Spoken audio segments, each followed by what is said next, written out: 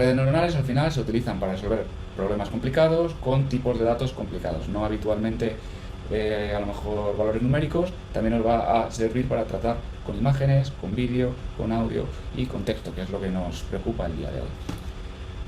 Hay múltiples tipos de redes neuronales artificiales en función de cuál sea ese tipo de entrada. Si nos ceñimos a GPT-4 solo puede devolver respuestas en forma de lenguaje natural, no va a poder generarnos vídeo por sí mismo. Sí que va a haber transformers visuales o visual transformers que nos va a permitir generar imágenes, pero la versión de GPT solo nos va a permitir generar como resultado texto. No así en la entrada. En la entrada le vamos a poder pasar a la red neuronal tanto imágenes como texto.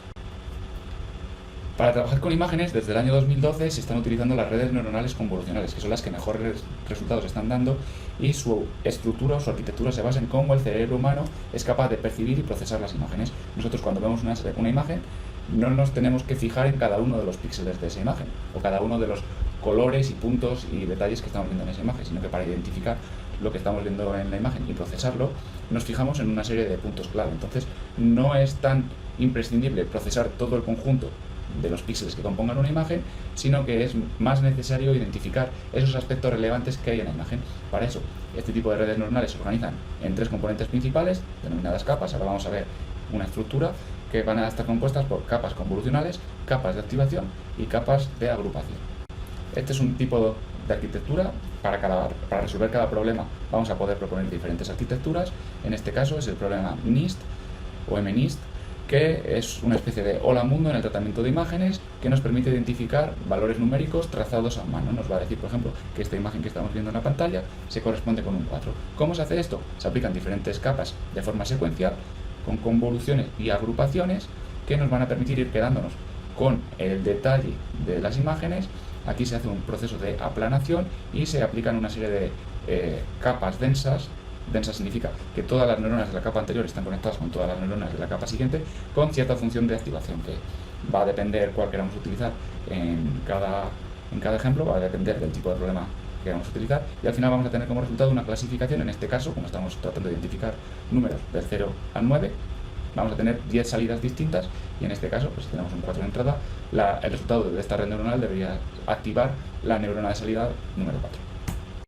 Aquí se puede ver un sencillo extracto de código que nos permite crear una red neuronal convolucional, para que podamos ver que no es complicado tener que escribir gran código, un gran volumen de código, para poder crear una red neuronal convolucional.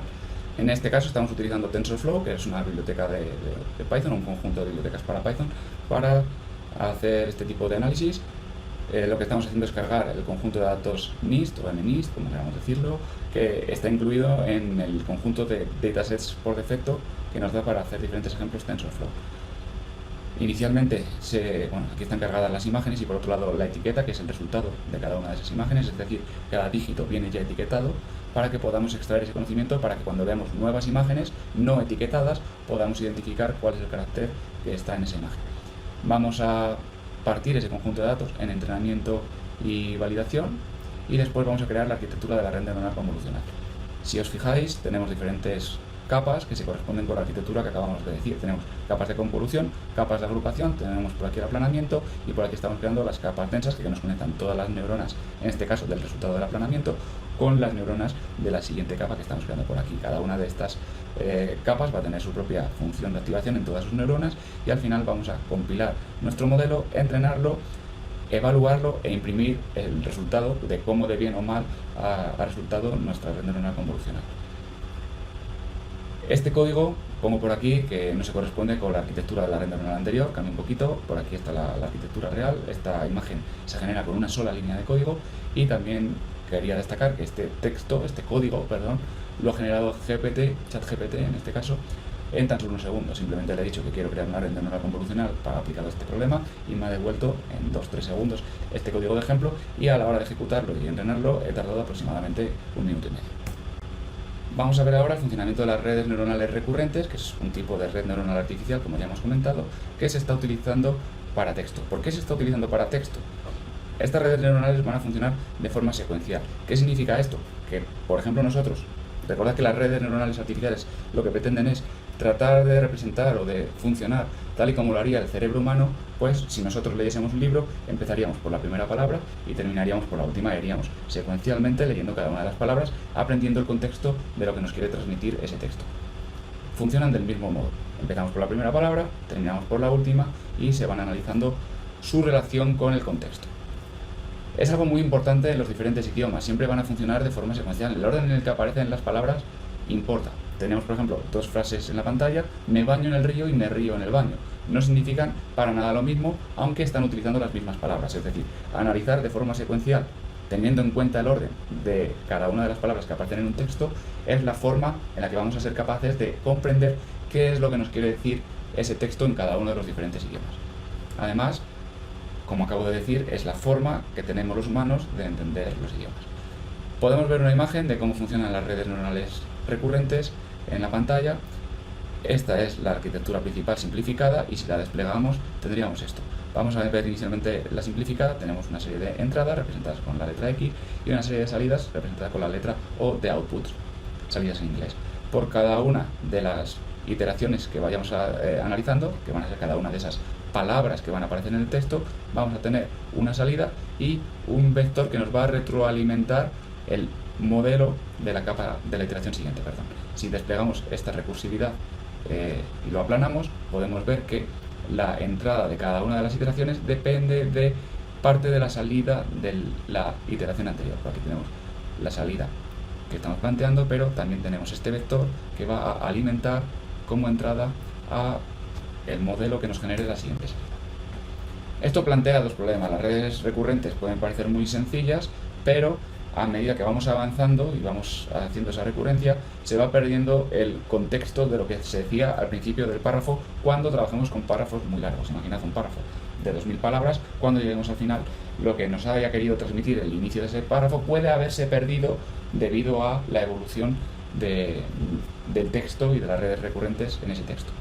Por tanto, no funcionan muy bien para párrafos muy largos. Este problema de la memoria, de que no se acuerda de qué vimos al principio, ha sido solucionado por otro tipo de red neuronal recurrente, más complejo que el que acabamos de ver hace un segundo. Aquí vemos esa modificación, se llaman Long Short Term Memory, LSTM, y lo que hacen es que en cada una de las etapas incluye una serie de operaciones matemáticas que nos permiten no olvidar aquello que veíamos en las primeras palabras o partes de los textos. Resuelto ese problema, tenemos un segundo problema, que es todavía peor, y que las redes neuronales recurrentes, por cómo funcionan de forma secuencial, no pueden solucionar, que el problema es que las redes neuronales recurrentes son lentas a la hora de entrenarse con grandes volúmenes de datos. ¿Por qué? Porque no se puede paralelizar el entrenamiento. Al ser un entrenamiento secuencial, donde la entrada de la siguiente iteración depende de la salida de la anterior, no vamos a poder agilizar el entrenamiento por mucho hardware y muy buenas capacidades de cómputo que tengamos. Es decir, van a ser lentas de entrenar y para poder adquirir mayor conocimiento vamos a tener que utilizar un mayor conjunto de datos. Por tanto, para que adquieran más y más conocimiento no va a ser sencillo porque cada vez va a ser más lento.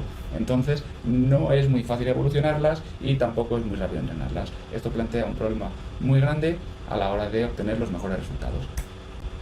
Este problema sí que lo van a resolver los Transformer, pero antes de llegar a ello vamos a ver cómo funcionan los Word Embeddings, porque las redes neuronales basadas o con arquitectura Transformer lo van a utilizar. Al final, los Word Embeddings o incrustaciones de palabras es una técnica dentro de NLP, Natural Language Processing, procesamiento del lenguaje natural, que consiste en vectorizar texto. Al final, cuando nosotros tratamos texto con inteligencia artificial, la entrada o los cálculos que realizan esas redes neuronales, en este caso, no se hacen con texto, sino que ese texto es pasado a un número decimal, gracias a la vectorización de ese texto. ¿Cómo se hace este proceso? Bueno, pues hay diferentes estrategias. La más conocida es Word2Vec. Tenéis por aquí la referencia, el artículo original. Tenéis por aquí también un enlace a la funcionalidad o a la herramienta en TensorFlow y que podéis seguir de forma muy sencilla. Dicho esto, no vamos a entrar en mayor detalle de las diferentes utilidades que hay dentro del procesamiento del lenguaje natural. Vamos a ver ya qué es eso del Transformer y por qué va mejor que las redes neuronales recurrentes. Se debe principalmente a que soluciona tanto el primer problema como el segundo problema. Hemos visto que para el primer problema ya había una solución, pero para el segundo problema las redes neuronales recurrentes no eran capaces de ofrecer una solución.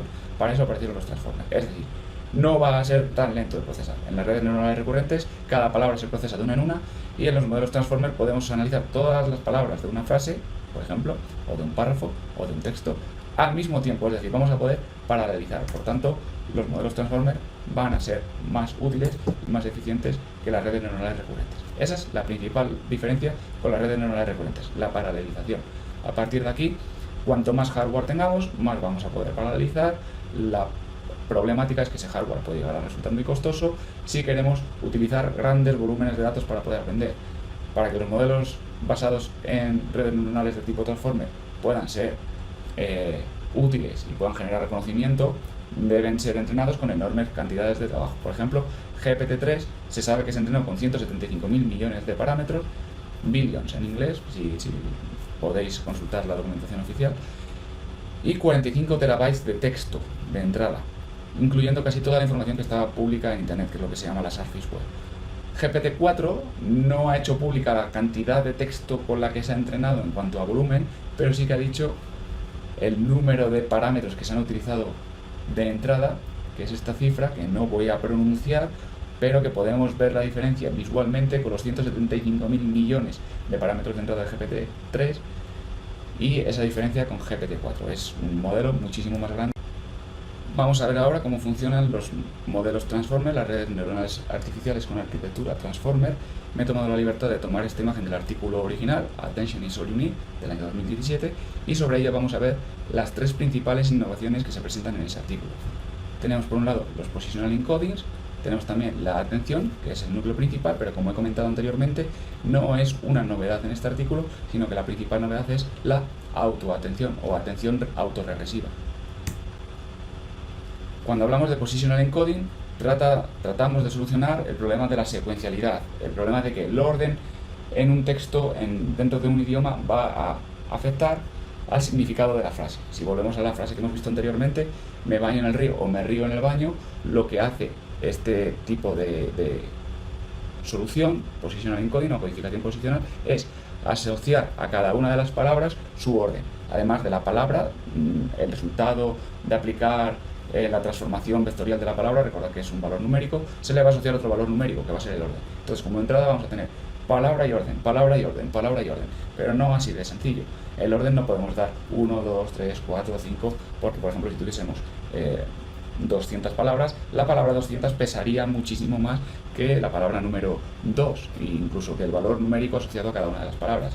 Para que las redes neuronales no aprendan o no estén sesgadas por elevados números en cuanto al orden, la primera solución que se nos puede pasar por la cabeza es normalizar y tener valores del 0 al 1 en función del tamaño de nuestro texto, pero entonces podríamos tener para un texto muy grande el valor 1 para la palabra 200 y en un texto muy corto el valor 1 para la palabra 5, como estamos viendo en la imagen.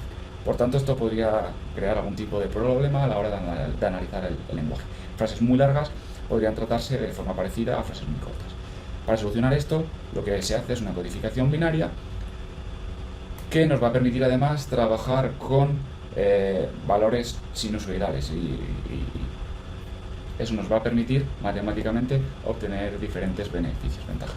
El hecho de que se utilicen valores binarizados es que para el orden solo se van a utilizar valores 0 o 1. Entonces no va a haber ese tipo de problema con los pesos como estaba diciendo antes. La siguiente innovación que nos presentan los modelos Transformer es la atención. La atención no es algo original del paper Attention is all you need, sino que ya se presentó en trabajos anteriores. Estamos viendo un trabajo del año 2014, podéis consultarlo, tenéis ahí la referencia, y ahí se nos planteaban diferentes problemas. He de decir que la atención surgió originalmente para solucionar el problema de la traducción entre lenguajes. Entonces, vamos a ver la problemática que nos está solucionando, lo que viene a tratar de abordar. Si traducimos un ejemplo que viene en el artículo original, que es el espacio económico europeo, en inglés tenemos por aquí cuál sería la frase, si la traducimos a español literalmente tenemos el europeo económico espacio. Vemos que el orden de un idioma a otro cambia, en español sería el espacio económico europeo. Pero por ejemplo en francés tenemos la problemática de que no solo cambia el orden, sino que cambia el género de las palabras. En español tenemos masculino, mientras que en francés la traducción sería la zona económica europea, europea además en femenino.